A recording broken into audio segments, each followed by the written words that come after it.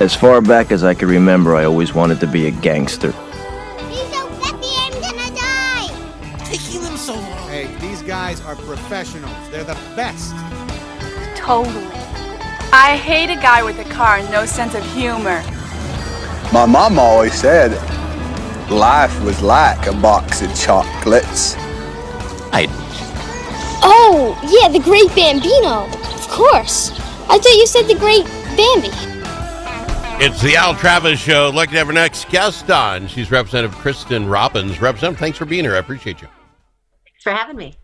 No, it's our pleasure when you'll take time out and do something like this, because you're all busy. You got things going on and lives, and this would be the off season for you if there is such a thing where you can be with them. So folks can find out who you are. We don't put addresses on the website anymore. I know you're 37A for folks who don't follow the maps like you and I had to look it up.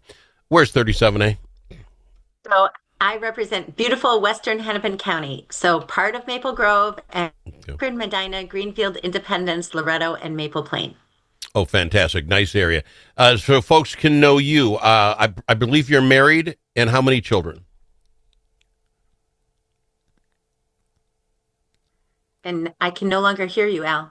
Okay, you just came back. Here you go. Yeah. Okay. So the question was, I think you're married, and do you have children? How many? And give us a update on those. How big, how old, grandkids? Yes. We just celebrated our 32nd anniversary, and we have 3 daughters who are in their 20s, all out of college. Your husband, his name is Brent. I'm reading this now. Your husband, so he goes to heaven automatically if you have 3 daughters. That's how I understand that. Yes. Right? Okay, pretty much. Okay, good. And how long have you been a representative for the Maple Grove area? I'm in my 4th term, so okay. Just this is nothing under my belt. This is nothing new to you. The big story today is the fact that, and it's the front page of the Star Trip, so I'm going to give this more weight than I would because they generally carry the water for the governor. But the big story today is it seems like the governor is waffling on running for a 3rd term, that he just doesn't seem to think that may be a good idea. Is that good news or bad news for the Republicans?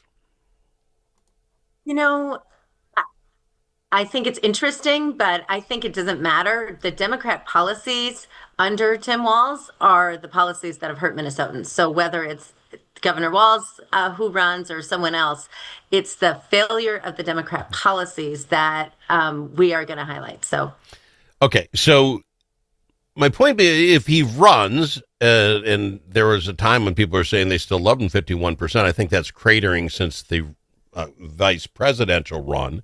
Minnesotans generally don't like 3rd-term governors. We've never done that before. So if he did run and didn't win, I think the aspirations of going for vice president or president go away for him. So it's like an all or nothing play. So I see him getting out. But when you talk about what's going on in Minnesota, who are those that could run and fill that and not be tied to him? What I mean by that is you're talking the policies. Since the Democrats have been running things, education's down in every marketable way. Crime is up. We're talking massive amounts of fraud we'll get into. Easy to tie Tim to that, right? Governor, look at this. You did this. You did this. Senators that would come up and run, you could point them and say, you voted for this idiocy or whatever. But there are sneaky ones. If Ellison wanted to, if Simon wanted to, which were in the story, hey, it wasn't me. I washed my hands. I was just Attorney General at the time. There are some which you might be able to ask, well, what do you think about the Walz's policy, but they'll run from it. You get my point? Who, maybe you're never going to tell me this, who would we be most afraid of that would step into that run? Not the lieutenant governor. She's not coming back. I mean, I'm not afraid of any of it. The Walz administration, they're all in the Walz administration, and they all own these policies. And they have hurt Minnesotans. They've hurt families. They've hurt small businesses. They have hurt, as you said, schools. 50% of the students in Minnesota cannot read and do math at grade level. It's unconscionable. So, yeah, there's no way they can run from all of these policies. They all supported it, hook, line, and sinker. Well, let me ask you this, because, and again, I'm you're running this thing. I'm not calling you a liar because I agree with you. But, and then when you say but, skip everything I just said. Why are there not more Republicans jumping in on this? It seems we're waiting for Walz. Everybody in the state is waiting to see if he's in or not. whether we're in or not. We've had calls on the program in Jensen, right, on this program. They both want to be governor. I'm not ripping them in any way. But Minnesota is prime.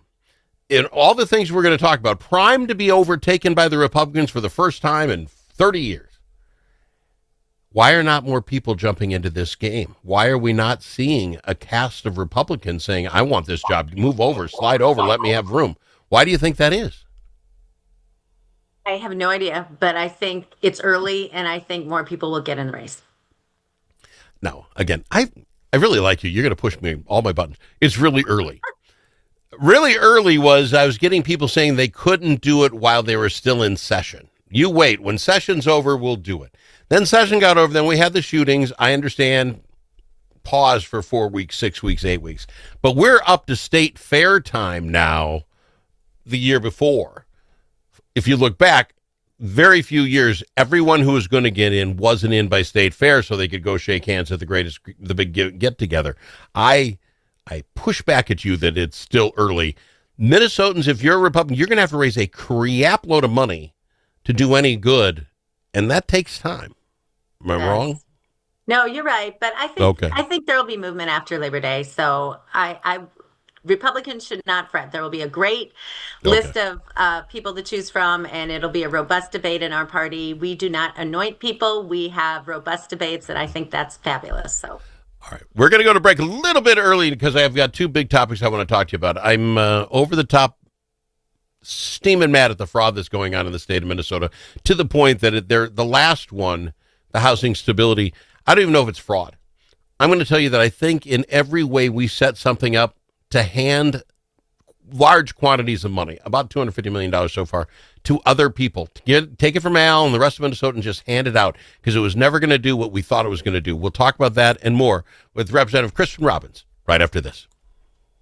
Now that school's out for the summer, how are Minnesota students doing? Not very well. Minnesota ACT scores fell again last year and are the lowest they've been in 10 years. In fact, fewer than half of Minnesota students can either read or do math at grade level. Think about it.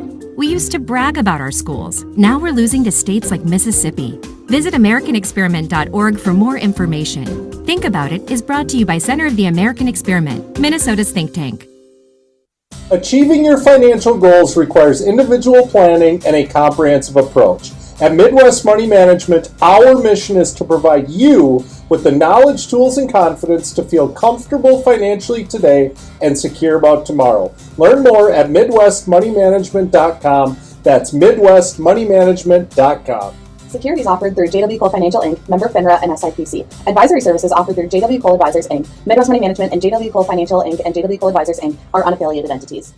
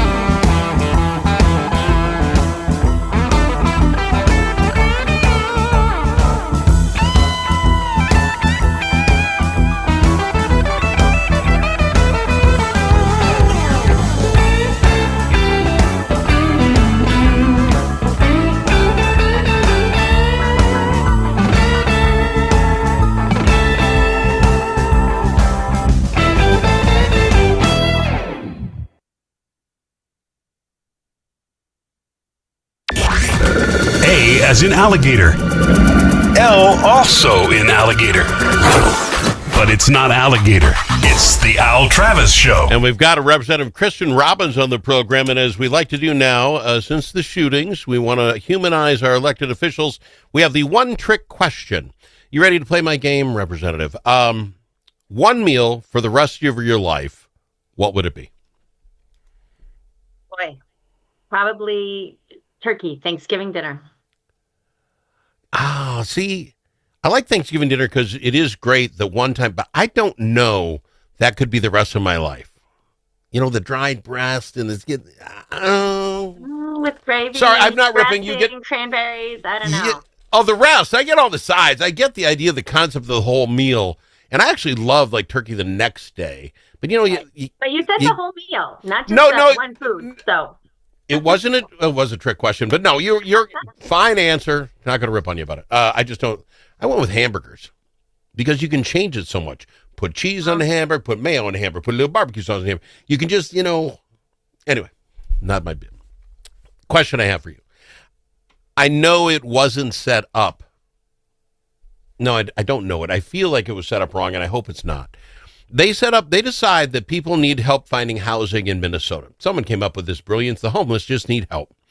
Okay, what are we going to do? Someone comes up with a brilliant idea. Let's have guys like Al go find homeless guy and talk to him about how he can get into housing. Give him his options. This is wonderful. How do we motivate the Als to do that? Let's pay him some money. What'll get there? $70 an hour. Great idea, because that's more than Al's lawyer makes. But Al will get excited. Great. What can he talk about? Well, there's the 3 programs, maybe religion, help bootstraps. There's could be, how much time? Let's say up to 150 hours. I talk 15 hours a week. I could not do 150 hours on homelessness in my lifetime. Okay, this sounds like a great plan. We're going to get some more. How do we know if it works? Should Al get paid if the person gets off homelessness and finds, oh no, that would be too tough. So the plan is we'll just send money out and people can just tell us they talk to homeless people and we'll send them checks. This is the plan. Well, how much could we put around? People are going to watch. How about $2.6 million the first year? Because it's got a $66 billion or $60 billion budget. No one will see $2 million. It'll feel like we're helping people. Great idea. How much every year can we increase it? Well, in 4 years, it's $104 million. They went from talking to 8,000 homeless people to 21,000 last year. So in reality, we're spending 40 times as much money, have 3 times as many homeless people, and not one human, as far as we know, got into a house. This seems like the perfect scam. Now, a U.S. attorney comes in and says, we're going to look under the hood here. Something seems wrong, things I just pointed out. And as soon as he does that, and he says he believes almost 100% of this was fraud, we close it down. All the other fraud things we look at, we'll try to fix it. They shut this bad boy down. You're shaking your head at me. Is there anything that I said is wrong? Why would I not think this was not set up completely 100% fraud? You didn't have to have real names. This is crazyville. Your thoughts on that specific fraud in Minnesota? Fortunately, you're right. And it is insane.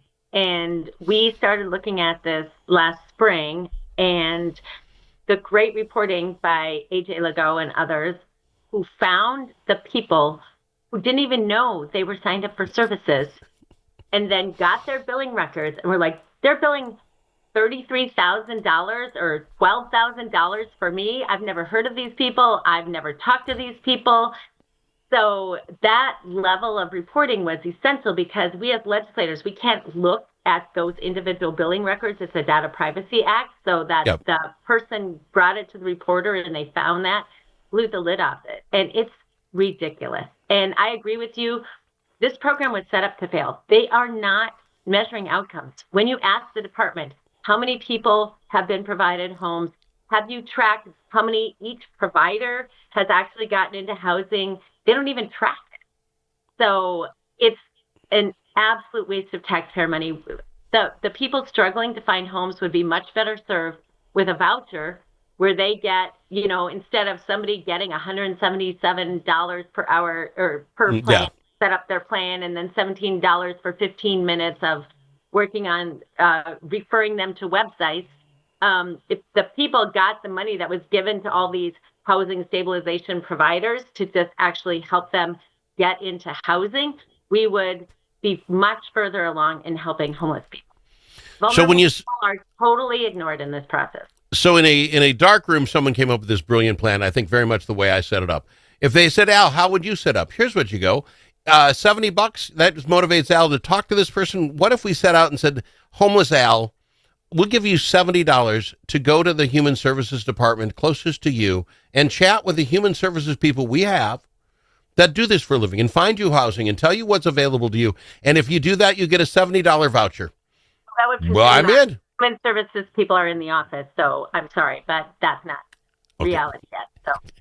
Okay, fair enough. You get my point. This is ridiculous, and it drives me absolutely insane. And it's not helping the real people who legitimately have housing needs.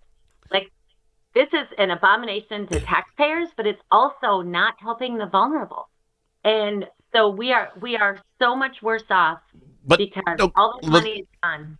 They're talking about the AG possibly running for governor now. He might be one of those that thinks he can run for governor. How does this guy get by with the idea that the U.S. attorney can come to town and say, boy, this is going on, and under Attorney Ellison's nose, this scandal, all the other ones, and we'll get you back on and talk just scandal day. We'll go through them all. He's not going after anybody. The Feeding Our Futures wasn't him. It was the U.S. Yes, and I'm so grateful for our partners at the U.S. Attorney's Office. Previous U.S. Attorney Andy Luger, current acting U.S. Attorney Joe Thompson, they have been rock stars. The FBI has been in there. So we're very grateful for that because the administration is not taking this seriously. Attorney General Ellison is not investigating the Walz administration agencies. And so that's why we tried to pass this Office of Inspector General bill this year. So we need to embed some teeth in the executive branch, because from separation of powers, we from the legislative branch are limited. And it passed the Democrat-led Senate 60-7. And when it got to the House, DHS, the agency responsible for all this fraud, tanked the bill by saying it would conflict with their federal mandate. Not true. Many other states have this. So DHS doesn't want anyone to hold them accountable. Well, of course not. Somebody came in DHS with this plan. Bob, the guy who was in charge of the 2.6, probably got raises because he got up to $104 million. Like, you're doing a great job, Bob. No one's getting help and getting more money. One last thing before I let you go, because I think you should be ticked off. And your husband's name, I think, was Brent, right? I want Brent to be mad as heck with me in that I'm holding up my doorstop from the studio again. This was the key to the Capitol. And the fact we spent $250 million, we had the 4 shot and the 3-day manhunt to find the guy. And now everything's about security at the Capitol. And we let a rubber doorstop, I think it was wood, but a doorstop let people into the Capitol after hours. How upset are you? Because I'm sorry, again, people are at the Capitol during days and there are cops there, but you could be working late one night. And the doorstop. We're there late a lot. And it's so how mad are you? I'm outraged. And I really think we have a good relationship with the State Patrol and the Capitol Sergeant at Arms, but I think there has to be accountability there. That is an absolute, no excuses, breach of security, and especially in the wake of Melissa and Mark's deaths and the Hoffmans being shot, there should be no room for this kind of error. So I share your outrage. Okay, fantastic, because you guys are my friends. You come on this program. Last thing I need is this, but I put it out there like this. This guy, harmless, evidently, 3 trips back and forth, he's naked. Okay, I get it. It happens. But this was 6 weeks after a guy who, again, I think is a few French fries short of a Happy Meal, but he had enough to him to plan what he did, order the outfit and get the cop car and do that. What if there's a really bad guy who isn't an idiot? And this is all it took to get in the Capitol. This is how scary it should be. One time, but to then revisit 3 times, like twice more, like it's completely unexplainable and it's completely unacceptable. And I think people need to probably demand more. Accountable.